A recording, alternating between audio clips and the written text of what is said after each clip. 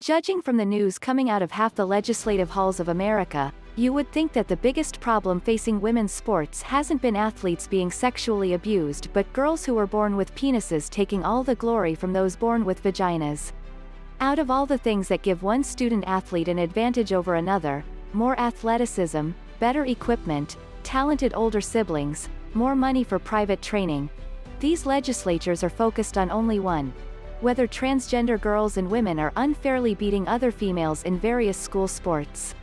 Lawmakers in at least 25 states are seeking to ban transgender students from competing in girls' teams in middle and high schools and in college. At least 2 states so far have made it law. It's conservative political grandstanding, a sequel to the intolerant bathroom bills a few years ago that sought to ban transgender people from the bathrooms of their sex, that can only result in a non-solution to an almost non-existent problem.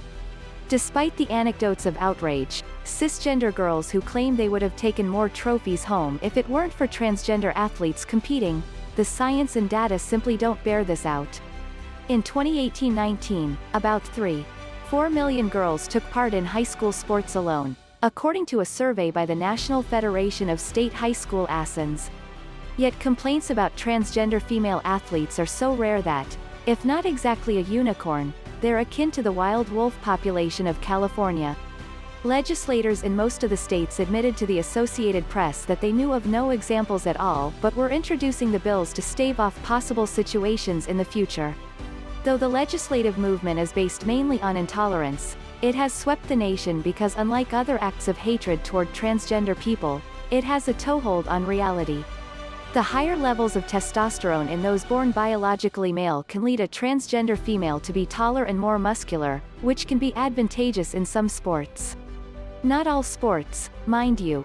When it comes to the flexibility needed to excel in women's gymnastics, for example, cisgender female bodies hold the advantage. But it's not that simple. For those who begin transitioning before puberty, which is increasingly common, hormone therapy prevents any physical advantages.